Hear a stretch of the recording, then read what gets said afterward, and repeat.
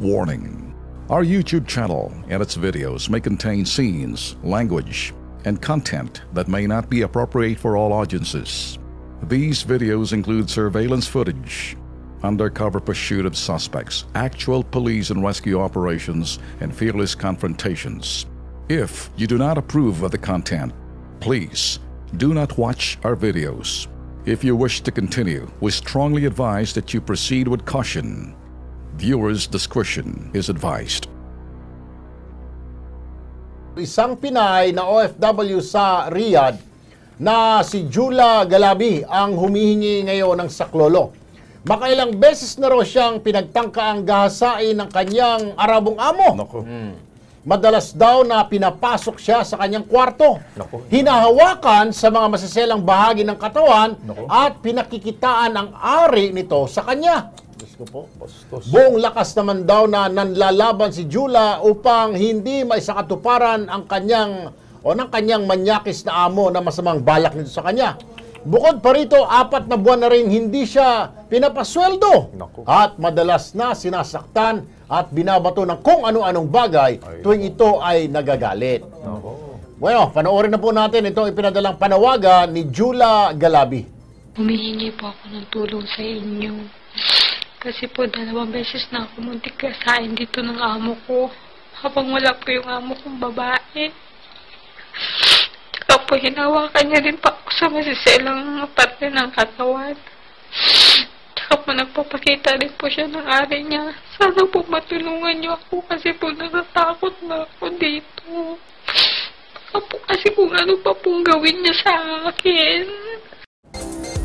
Alam mo, Tolben, paring Alex, pinuntahan ng Kilos Pronto ang opisina ng agency ni Jula, ang One World Employment Network Incorporated, at narito ang ating natuklasan.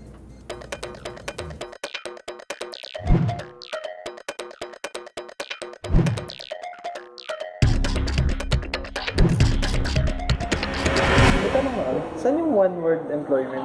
Wala na po dito, sir. Saka yung One World, hindi namin na-entertain na. Hindi na po. Bawal na po entertaining yan dito. Pero wala na po sila wala dito sa na po dito. Last December pa po umalis dito. Sa POA na po kayo kasi umalis na po yung may-ari. Hindi po nag-iwan ng address. Kinukuha nga namin. Wala na po kaming idea po kung nasaan na po yung One World na yan. Pinabenta na po yung nabili po ng Arabianan. Kapag nag-change address sila sa POA po.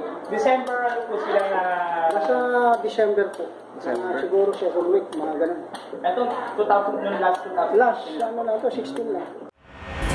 Sa listahan ng Filipino Accredited Agency ng Philippine Overseas Employment Agency ay suspindido na ang operasyon ng One World Employment Network Incorporated. Kaya nga ginawa natin, Kaya nga ginawa natin Tulero yun, Lex, talagang sinurveillance para makita. Kasi kung minsan itong mga agency na to gagawa ng kalokohan, biglang mawawala.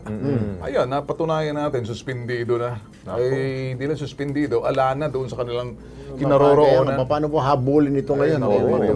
Buti na lang, nandyan yung OWA, Tolben, parang Alex. Nasa linya ng telepono si Ma'am Josephine Tobia, ang head po ng Advocacy and Social Marketing Division ng OWA. Magandang hapon po, Miss Tobia. Nawala. Naputol. Dahil ang lakas kasi ng kidlat.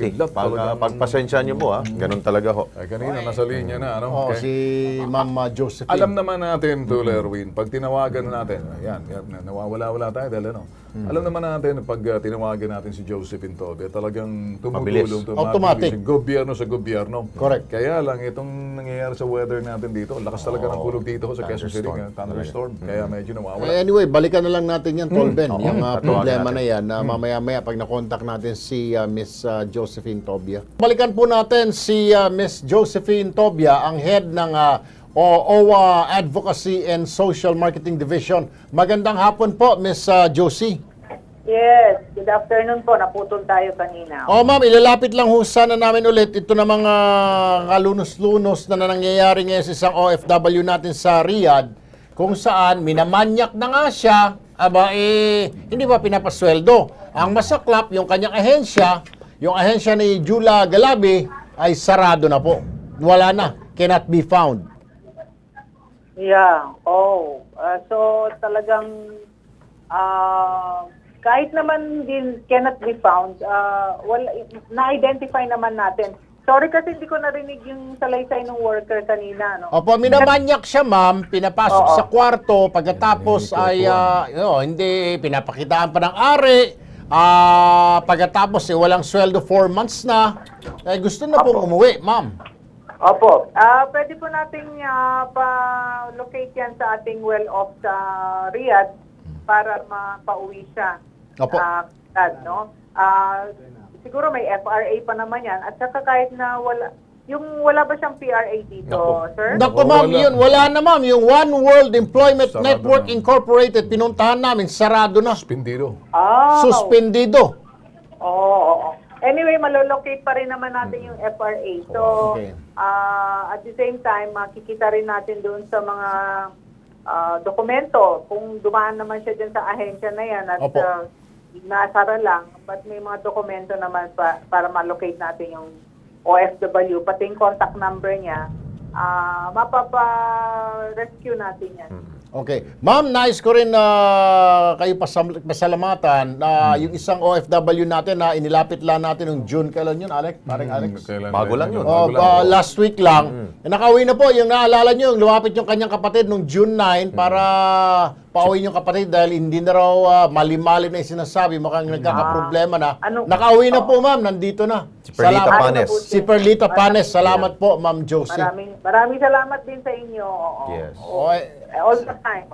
All right. Salamat po, Ma'am Josie. Thank you. Okay. ma'am.